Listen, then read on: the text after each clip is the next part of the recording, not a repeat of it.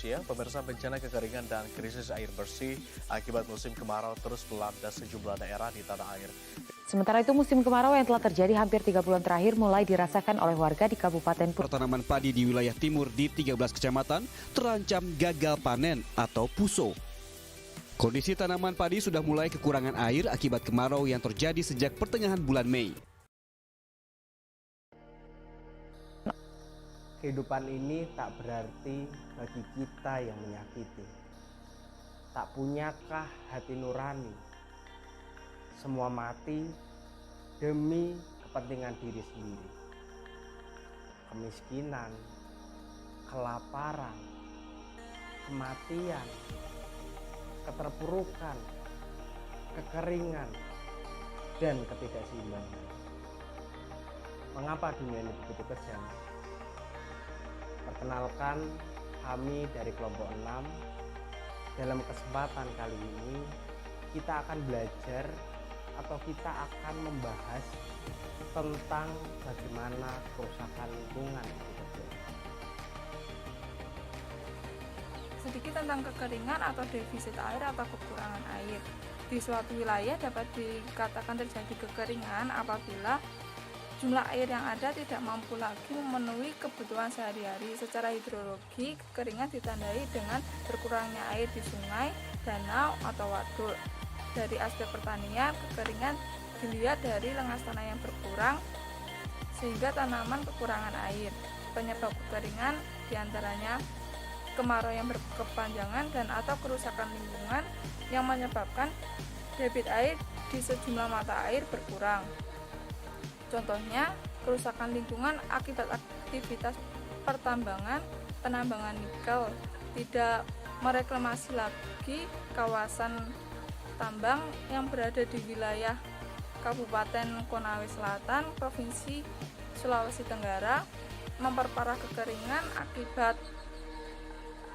curah hujan yang rendah pada musim kemarau, yang hal ini mengakibatkan petani mengalami gagal panen. Selain itu, penyebab terjadinya kekeringan biasanya melalui proses alami. Namun, sayang semakin tahun semakin diperparah dengan kebiasaan buruk di tengah masyarakat. Tentu saja kekeringan ini bisa terjadi karena adanya kebiasaan buruk tersebut.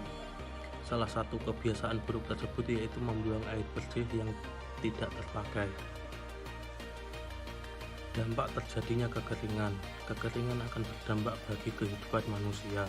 Yang pertama yaitu sumber air bersih berkurang. Apabila air bersih berkurang, maka akan berdampak pada berkurangnya konsumsi air minum yang dibutuhkan oleh tubuh manusia. Yang kedua, banyak tanaman mati. Tanaman merupakan salah satu sumber kehidupan manusia. Ketika musim kemarau datang, banyak tanaman yang mati karena kekurangan air. Yang ketiga yaitu meningkatnya polusi. Polusi udara akan semakin merajalela. Hal tersebut dikarenakan tidak ada tanaman yang berfungsi sebagai agen yang memproses gas karbon dioksida.